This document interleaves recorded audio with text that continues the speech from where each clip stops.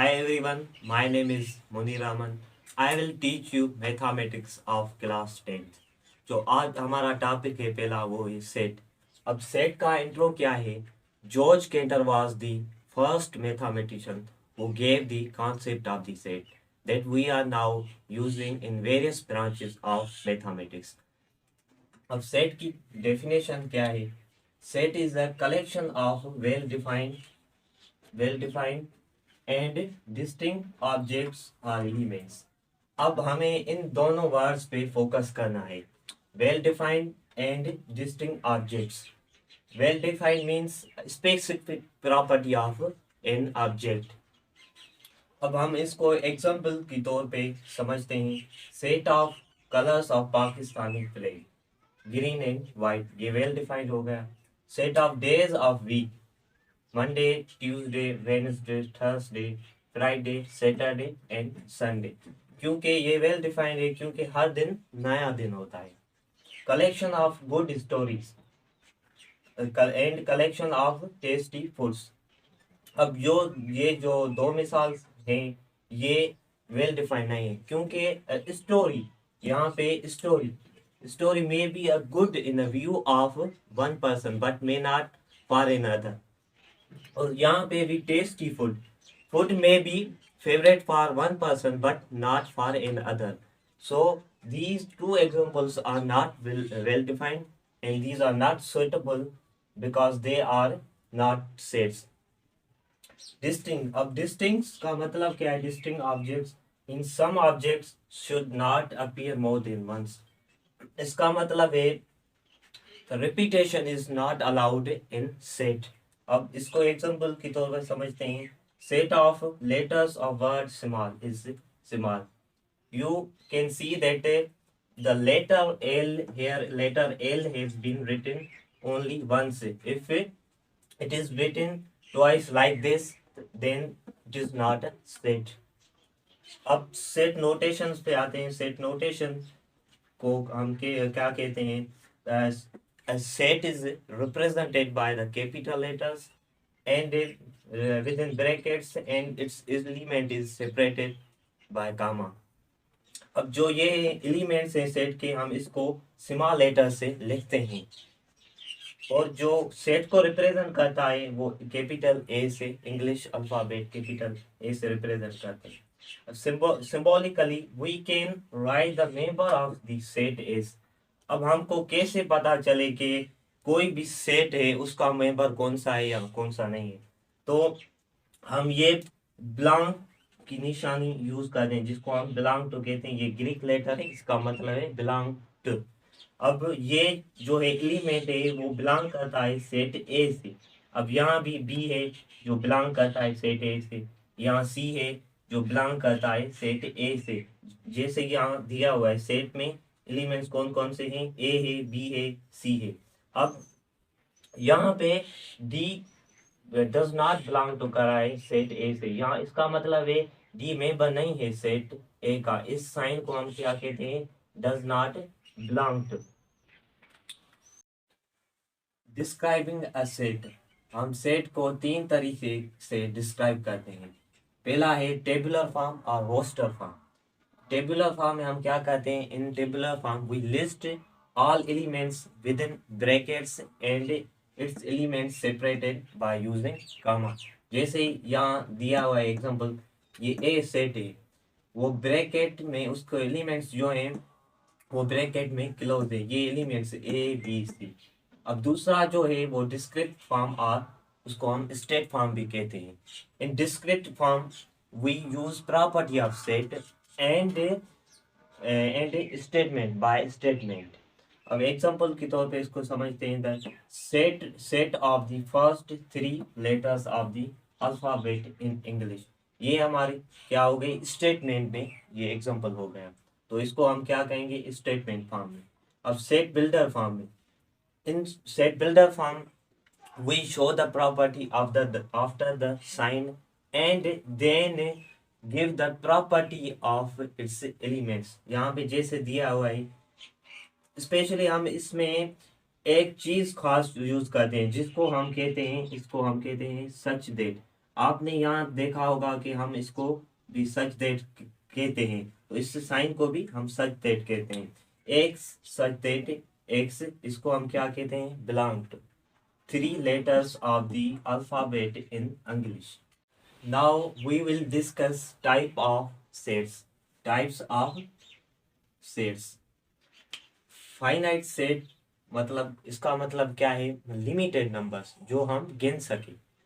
A set having a finite number of element is called a finite set. अब example की help से इसको समझते हैं। ये ए सेट है, उसके एलिमेंट्स दिए हुए हैं 1 2 3 4, जिसको हम काउंट कर सकते हैं। अब ये बी सेट है, उसके एलिमेंट्स हैं A B C D E, 5 elements हैं हम जो गिन सकते हैं। But now we consider some more examples of sets. C set दिया हुआ है the set of the population of Pakistan, और D set दिया हुआ है set of hair of your head. Can we count the C and D set? Certainly it is not an easy task, but sooner or later we can count these both sets element. So these two sets are finite sets. Infinite set को का मतलब क्या है, जो हम numbers गिन नहीं सकते हैं।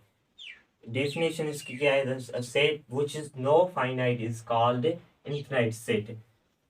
एग्जाम्पल की हेल्प से इसको समझते हैं। ये सेट पहला ए है, वो ऑड नंबर्स का है जो हम इसको गिन नहीं सकते। अब बी सेट है odd of integer numbers having unlimited numbers. इस डॉट का मतलब है इसके आगे बहुत ज्यादा एलिमेंट्स आ सकते हैं जिसको हम गिन नहीं सकते। अब नल और एम्प्टी सेट, नल और एम्प्टी सेट का मतलब क्या है, containing nothing. In same sense we use it for the set. इसकी डेफिनेशन क्या है, a set with no element is called the null और एम्प्टी सेट। अब इसको हम एग्जांपल की हेल्प से समझते हैं। The set of horns of a donkey, B set है द सेट ऑफ डोंकी और डे ऑफ 25 hours। अब यहाँ पे हॉर्न्स ऑफ अ डोंकी, ये एम्प्टी सेट है क्योंकि गधे को सिंग नहीं होते। और यहाँ पे a day, day of 25 hours। अब कोई भी दिन हो उसमें 25 hours नहीं होते, उसमें 24 hours होते हैं, तो हम इसको कहेंगे कि ये भी एम्प्टी सेट है। अब हम पढ़ेंगे इक्वल सेट्स क्या है। Two sets are said to be equal if and only they have the same elements. इस एग्जांपल में दो सेट्स दिए हुए हैं, इसका मतलब है if sets two sets are equal and they have same element is called equal sets. अब हम इसको कैसे लिखते हैं, हम ऐसे लिखते हैं ए इज इक्वल टू बी। अब ये जो नोटेशन है ये किसको रिप्रेजेंट करती है, इक्वल सेट्स को। अब हम पढ़ेंगे equivalent set. Two sets A and B are said to be equivalent if a one-to-one correspondence can be established between these elements. Example में is 3 sets are given. अब हम इस इक्विवेलेंट सेट को कैसे लिखते हैं, if A is equivalent to set B, then we will say that this sign represent equal set। इसका मतलब क्या है कि A equivalent B। अब 3 sets are given A B C D। अब as number of elements of set is equal to number of element of set B is equal to number of element of set C is equal to 5। इसका मतलब क्या है कि हर एक set में 5 elements हैं। जैसे ए में भी हैं 5 एलिमेंट्स, बी में भी 5 एलिमेंट्स हैं और सी में भी हैं। अब इसको हम कैसे पढ़ेंगे, ऐसे कि ए इक्वलेंट बी, बी इक्वलेंट सी, सी इक्वलेंट सी ए। इसका मतलब कि ये सारे अब इक्वलेंट सेट्स हैं।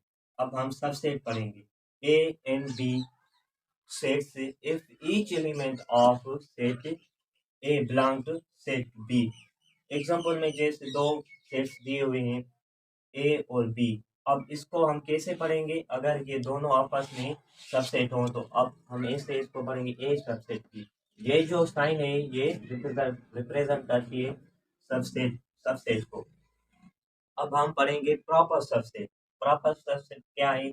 If each element of A belong to set B and there is at least one element in B that is not the element of set B. अब example में जैसे दो सेट्स दिए हुए हैं ए एंड बी।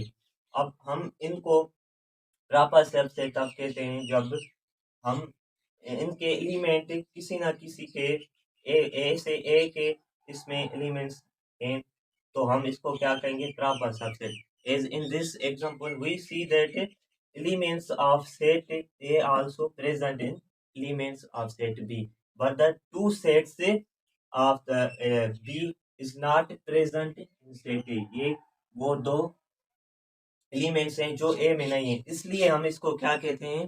प्रॉपर सबसेट कहते हैं। अब हम इम्प्रॉपर सबसेट पढ़ेंगे। इम्प्रॉपर सबसेट क्या है?